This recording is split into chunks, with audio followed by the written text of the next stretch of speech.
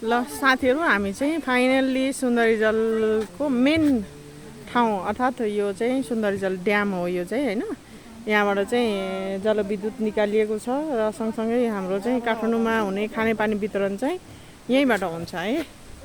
म हजुरहरूलाई ल यही नै हो यो सुन्दरी जल खानेपानीको मेन स्रोत चाहिँ यही हो है।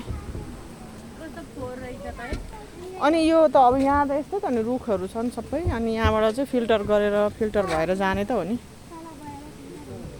तल गएर फिल्टर हुने हो।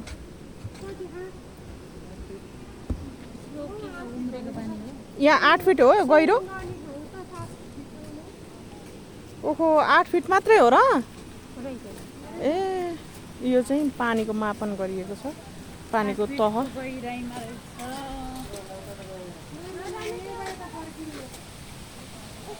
यो चाहिँ के हुन्थ्यो ए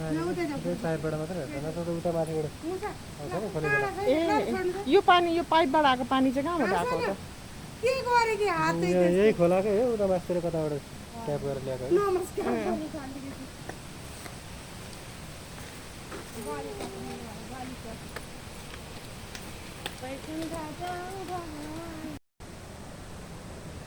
यही हो ल हाम्रो चाहिँ यो सुन्दरी जलमा जुन सुन्दरी जलको खानेपानी चाहिँ हाम्रो काठमाडौँ सहरभरि वितरण भइरहेको यो मेलम्ची आउनुभन्दा अगाडिको जुन खानेपानी यही नै हो है।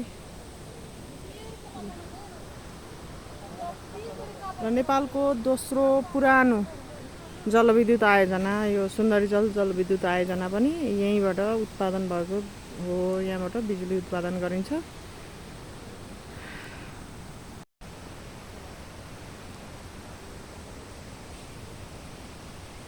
हामी सुन्दरी जलमा छौँ यति बेला।